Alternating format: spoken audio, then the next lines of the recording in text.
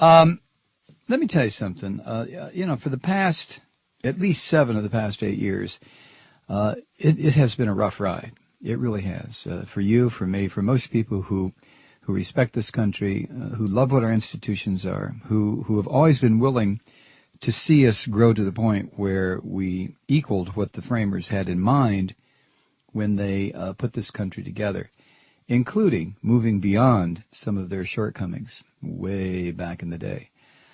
It's been rough. It's been rough for you. It's been rough for people who love the country, who love the institutions, who love the potential and the possibility. It's been extremely difficult as we've watched this gang that just rode out of town tear everything to pieces. And especially when they came in with the arrogance of the adults were coming to town now. They're going to run the country like a business. Boy, did they. They ran it just like Lehman Brothers, huh? But the arrogance, and as a result of the arrogance, what we have seen for 8 years, it's hard for me to believe that it's been 8 years since the first inauguration of the stolen presidency, the first inauguration of George Bush. And it's been exhausting. Again, it's not about me. It's not about you. But in a sense, it's about us. The United States, America, what we have had to endure. No, we're not in detention camps. No, martial law hasn't been declared.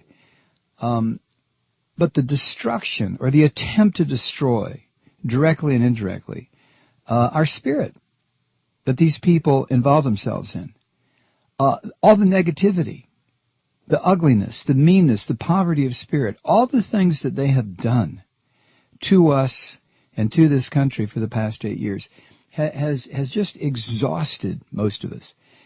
And I think what a lot of people, of that record, enormous crowd of people, which I have heard is the largest gathering of Americans in any place in the history of this country, I think what was being expressed was, gratitude for the election of Barack Obama, or the inauguration of Barack Obama, and a new day. But I think also what was being expressed was this profound sense of a relief, absolute relief, that these thugs are gone.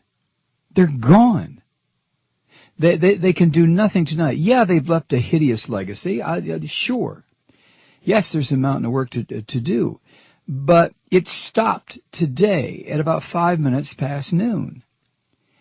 And they can do no more damage. The damage that they've done will live on. There's no question about that. But they can't do any further damage. And the sense I got today at about 5 after noon, not realizing that it didn't make any difference had Barack Obama taken the oath or not, at noon, as demanded by the Constitution, he became president. But the formality, and the only thing John Roberts had to do today was to administer a very brief oath, and the fool couldn't even do that, which I think is just another classic example of how conservatives and Republicans can do nothing that's positive or creative or honest or from the spirit, from the heart, from the soul. They apparently are just not genetically put together that way. But during these past 8 years, we've had our moments, haven't we? I have, of absolute terror. What's going to happen now? What civil liberties are going to be destroyed next? When are we going to start hearing knocks on the doors as they come in the middle of the night to take down some of the activists? Oh, I realize some people have been railroaded through the judicial system. I understand that. But I'm talking about the wholesale arrest and incarceration, imprisonment of people who were struggling, fighting against this mob of incipient fascists. And I've also had moments of absolute, just complete depression.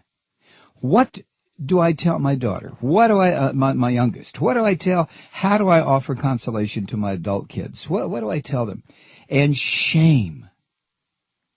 I have felt shame as an American over the past 8 years to a degree that I didn't think was possible. I really didn't. I always thought that no matter what kind of crap we got involved in, that there was still a core of America, of the American government, I should say, that represented justice and honesty and decency and truth and ethical behavior. I believe that. Call me naive, but I believe that, except for the past 8 years.